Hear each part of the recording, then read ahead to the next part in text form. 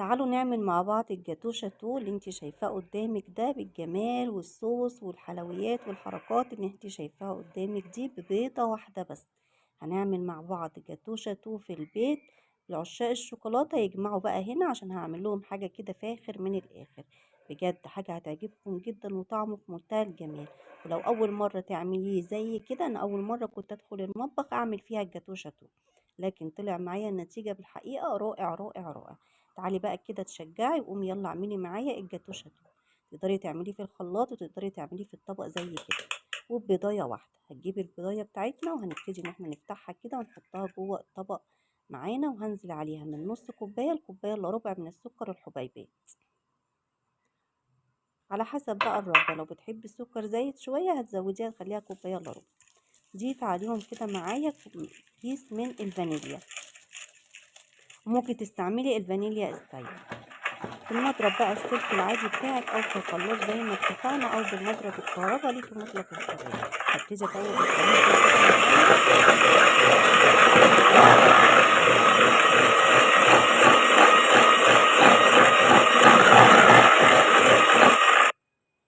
بالشكل ده كده. بعد ما دوبت معانا السكر تماما هبتدي انزل عليه بنص كوبايه من الزيت، كوبايه الا ربع من الميه السخنه المغليه. في نفس الكوبايه اللي كان فيها الزيت حطيت كوبايه الا ربع من الميه السخنه، ودوبتهم برضو كويس كده مع بعض، وكده السوائل خلصت. تعالوا بقى نشوف المواد الجافة مع بعض.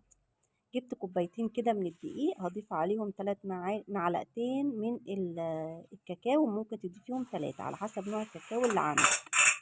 هبتدي اضيف عليهم كمان كيس من البيكنج باودر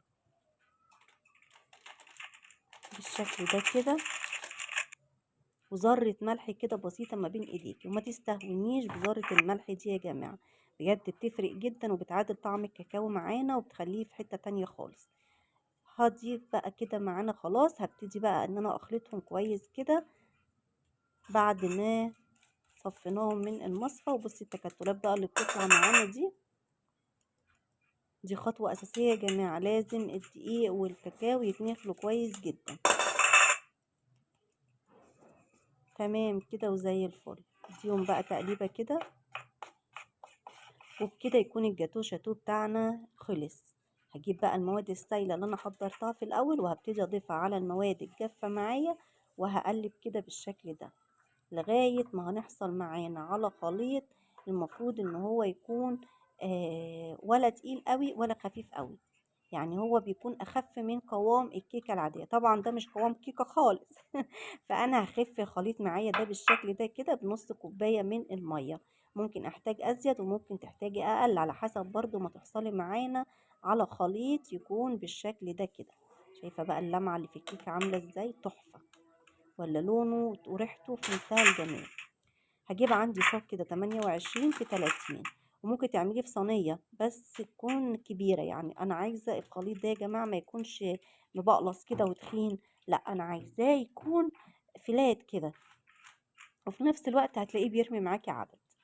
تمام. هتوزعي الخليط كده معانا كويس في الصاجة بتاعتنا كده بالمعلقة، بعد كده تعملوا كام خبطة بالشكل ده كده على الرخام.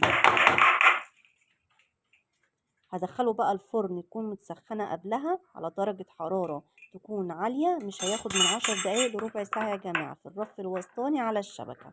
خلي بالك ما بياخدش وقت معانا خالص، اختبريه كده من النص وهتلاقيه استوى معاكي تطفي عليه على طول. تعالوا بقى نعمل مع بعض الصوص بتاع الجاتو شاتو اللي احنا هنحطه على الجاتو بتاعنا. جبت كده عندي الكاكاو بتاعنا وحطيت عليه نص كوباية من الكاكاو او كوباية من الكاكاو على حسب مقدار الصينية بتاعتك، وهحط عليهم كوباية من السكر البودرة. لازم هنا احط عليه سكر بودرة لان ده كاكاو خام يا جماعة. نزلت عليهم بكيس من الفانيليا ومعلقتين كده او 3 من الزيت. لو انتي هتعملي الصوص العادي الطبيعي هتقدري تحطي الحاجات دي في الخلاط وتنزلي بالزيت بقى، هيبقى حوالي نص كوبايه تقريبا من الزيت، هتنزلي بيها سرسوب رفيع خالص كده من الخلاط من فوق وانتي مشغله لغايه ما تحصلي على صوص شوكولاته. لكن انا عشان عايزه اخلي القوام بتاع الصوص بتاعي ليه طعم كده وقوام مميز، فانا مش هكتر فيه الزيت، لكن هزيد عليه اضافات تانية. لكن لغايه الخطوه دي كده الصوص معانا خلص.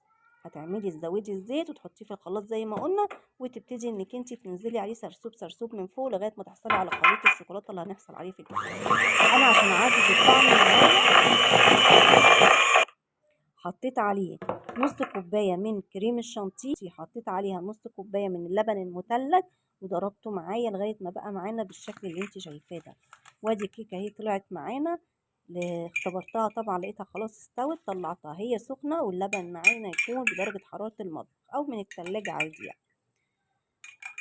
مش هحتاجها كلها كوبايه اللبن دي، يا دوبك هم حوالي 3 4 معالق كده من اللبن، وما تزوديش اللبن وانتي بتسقي فيه الكيكه، يا دوبك بس كده حاجات بسيطه، بس هي كده كده طريه، بس عشان نزود فيها الطعامه وتبقى معانا كده طريه اكتر بزياده.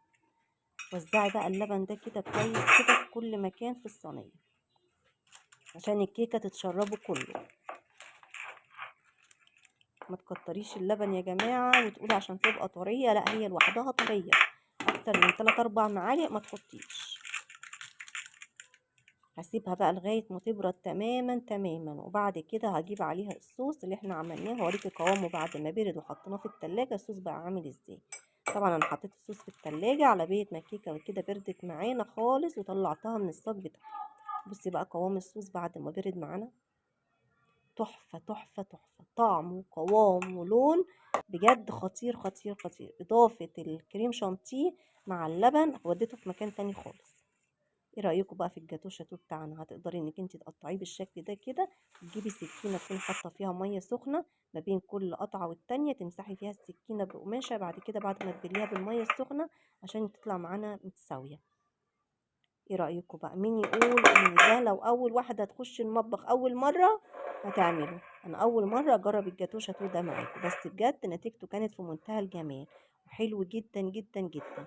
يا رب الطريقه تكون عجبتكم. جبت بقى انا عندي فارماسي كده من الشوكولاته، فارماسي الوان، تقدري تقدميه كده على الصوص بس اللي عليه، حاجه تحفه كده وفاخر من الاخر. وبضايه واحده قدرنا نعمل حاجه حلوه في البيت بطريقه حلوه وسهله وسريعه في نفس الوقت. لما بات لتاني يوم كان طعمه احلى بكتير من اول يوم، بجد لما بات لتاني يوم بقى طعم الشوكولاته فيه كده رائع. كده يكون الفيديو بتاعنا النهارده خلص. يا رب يكون الفيديو عجبكم، وانتظروني في فيديو جديد ان شاء الله.